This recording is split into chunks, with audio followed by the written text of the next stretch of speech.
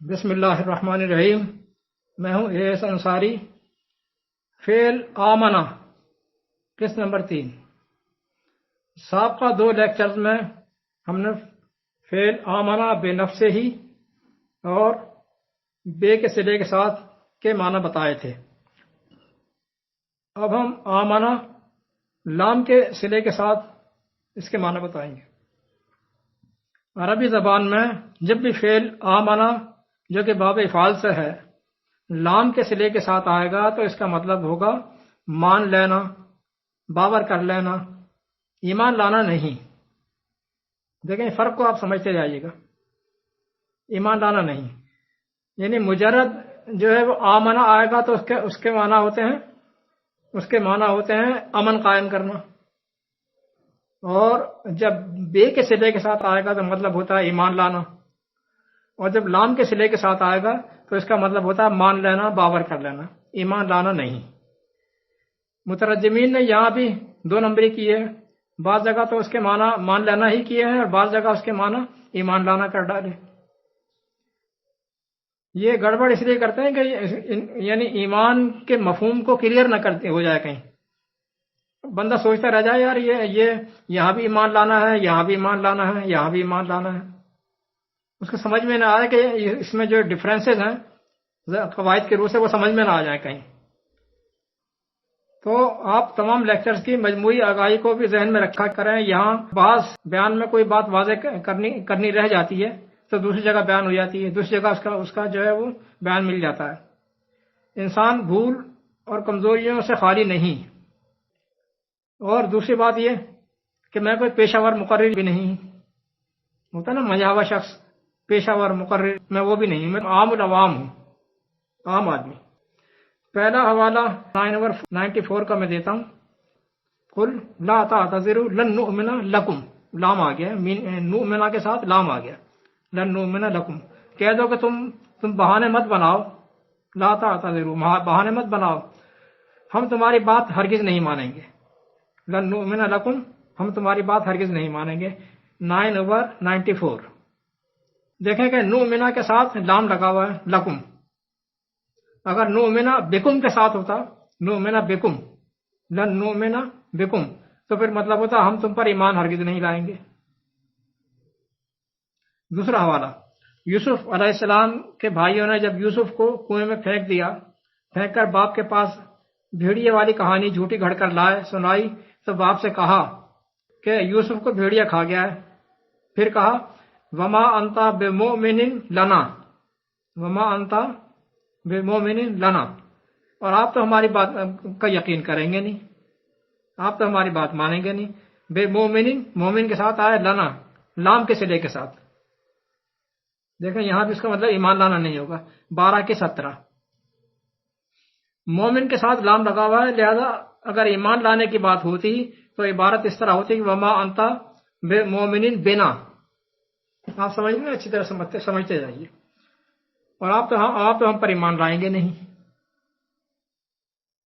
تمام تراجم میں یہاں رول کو فالو کیا گیا ہے، رول کو فالو کرتے ہوئے اسی طرح ترجمہ کیا ہے جو درست ہے۔ اب رول کی خلاف ورزی کہاں کی بھی میں 2 مثالیں پیش کرتا ہوں۔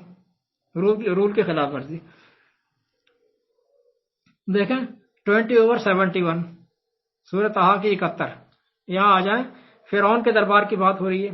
فرعون کے دربار کے ساحرین جب موسیٰ پر ایمان لے آئے، موسیٰ کے رب پر ایمان لے آئے تو انہوں نے کہا آمنا کا صلہ بے آ گیا یہاں پر، تو انہوں نے کہا آمنا بے لگا ہوا ہے، آمنا بے رب ہارون و موسیٰ 20 کی 70 کہ ہم ایمان لے آئے کہ ہارون اور موسیٰ کے رب پر۔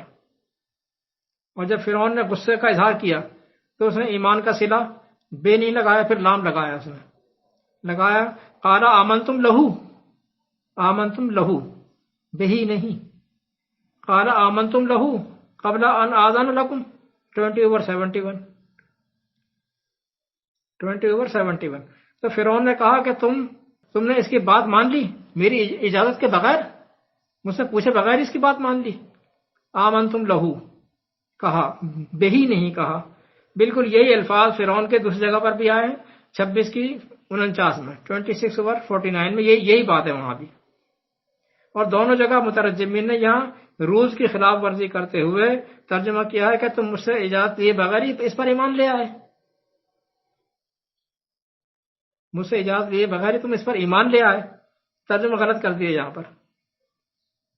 94 میں جنگ پہ جانے سے جنہوں نے بہانے بنائے تھے، اور یوسف علیہ السلام کے قصے میں تو آمنا کا مطلب ایمان، ان دونوں جگہ پر تو ایمان لانا ہو ہی نہیں سکتا تھا نا، لہٰذا یہاں نہیں کیا انہوں نے. وہاں تو ترجمہ باور کرنا، مان لینا ہی کیا. لیکن یہاں فرعون اور درباریوں کے قصے میں چونکہ جادوگر خود ایمان لانے کا دعویٰ کر رہے ہیں، تو فرعون کے قول کو بھی انہوں نے رولز کی خلاف ورزی کرتے ہوئے یہ کہہ دیا کہ تم میری مرضی کے بغیر ایمان لے آئے. حالانکہ عربی قواعد کے روح سے فرعون نے کہا تھا کہ تم نے میری مرضی کے بغیر اس کی بات کیسے مان لی. فرعون کی جانے بلا کہ ایمان کس چڑیا کا نام ہے، اسے کیا پتا ایمان کیا ہوتا ہے. کوئی بھی جو اپنے کسی گھمنڈ میں بدمست ہو اس تک ایمان پہنچتا ہی نہیں ہے. ایمان دل کے اندر پہنچتا ہے سچ کے راستے سے، سچ کے راستے سے پہنچتا ہے. چاہے کتنا ہی کڑوا بندہ کیوں نہ ہو، چاہے کتنا ہی گناہ گار کیوں نہ ہو، لیکن ہو سچا، کھرا، سچ کو ماننے والا، اس کو ہدایت مل جائے گی، اس تک ایمان پہنچ جائے گا. اسی کو قلب سلیم کہتے ہیں.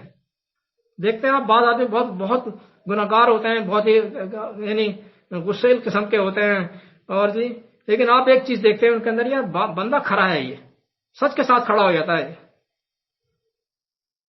یہ ہے کوالٹی، اور پھر اس کو پھر ایمان ملتا ہے.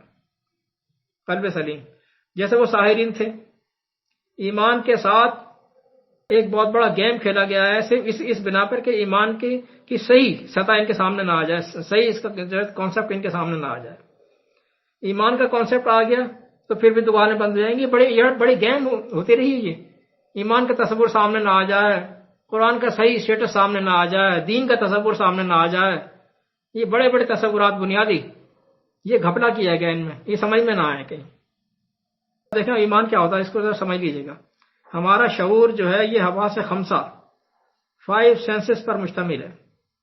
5 سینسز جن کو ہم کہتے ہیں حواس خمسہ، یعنی sight, hearing, taste, smell and touch. یہ 5 سینسز، یہ پانچوں حصیں میسج کرتی ہیں دماغ کو، برین کو. پھر یہ ڈیٹا فراہم کرتا ہے حرام مغز کو، سیریبیلم کو، اور پھر سیریبیلم جو ہے وہ پورے اعضاء کو کنٹرول کرتا ہے. وہ سمجھو کہ اس کا ہیڈ کوارٹر ہے اعضاء کا. ایمان علم و یقین کی اس کیٹیگری میں آتا ہی نہیں ہے. علم کی اس سطح کو تجربہ یا مشاہدہ کہتے ہیں. ایمان اس سے آگے بڑھ کر کچھ چیز ہے.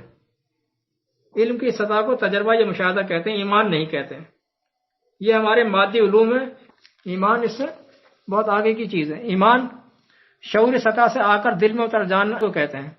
شعوری سطح سے آگے بڑھ کر دل میں اتر جانا، قلب سلیم میں ڈیرا جما لینا.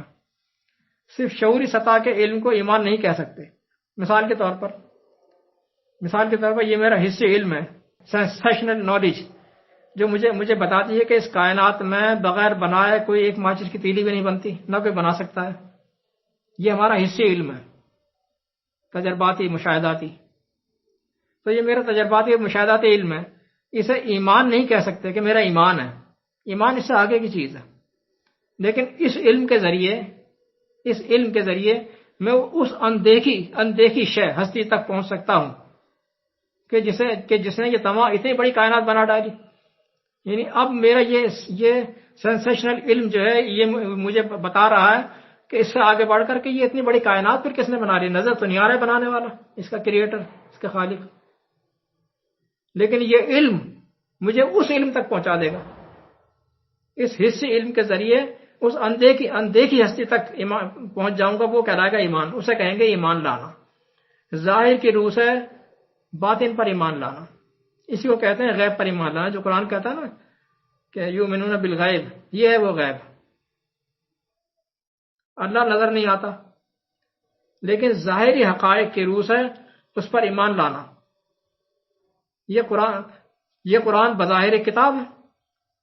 یہ قرآن بظاہر کتاب ہے. صرف ظاہر سے کسی کے کہہ دینے سے مان لینا کہ یہ واقعی اللہ کی کتاب ہے. ہمارے گھر میں رکھی ہوئی ہم نے دیکھا، ہمارے ابا نے بتایا یہ بیٹا یہ اللہ کی کتاب ہے. مدرسے چلے گئے، وہاں مولوی نے بتایا کہ یہ اللہ کی کتاب ہے، دلائل تو کچھ بھی نہیں ہے، یہ ایمان نہیں کہلائے گا جب تک ظاہر سے آگے نکل کر، یہ ظاہری علوم ہو گئے، آگے نکل کر باطن تک نہیں پہنچیں گے۔ باطن تک پہنچو گے، ظاہر میں کسی کے کہنے سے مان لیا تو کہنے سے اسے رد بھی کر دیں گے آپ، جب کسی کے کہنے سے مان سکتے ہیں تو کسی کے کہنے سے رد بھی کر سکتے ہیں۔ ابا نے کہا تو مان لیا، دادا نے کہا تو رد کر دیا، ایک مولوی نے کہا تو مان لیا، دوسرے مولوی نے کہا تو رد کر دیا۔ یہ کیسا ایمان ہے؟ اسے ایمان نہیں کہتے ہیں۔ ایمان تو یقین کے اس درجے کو کہتے ہیں کہ پھر ساری دنیا تمہیں کہتی رہے کہ نہیں نہیں یہ اللہ کی کتاب نہیں ہے، نہیں، آپ سب کو رد کر کے اس کی یہ بات مانو گے، کیونکہ آپ نے گہرائی سے اس کا جو ہے نا تجزیہ کر لیا ہے کہ یہ واقعی اللہ کی کتاب ہے۔ یہ کسی حقیقت کو اتنی گہرائی سے پرکھ لینا اسے کہتے ہیں ایمان۔ یہ کام ہے ایمان کی دنیا میں کھو گیا۔ بات تو کچھ اور چل رہی تھی، بات کہاں سے کہاں پہنچی جا رہی ہے۔ موضوع میرا تھا کہ آمنا کا صلہ اگر لام ہو تو مطلب ہوتا ہے بات مان لینا، ایمان لانا نہیں۔ چلے پھر ایمان کی بات بھی انشاءاللہ آگے چلتی رہے گی۔ والسلام۔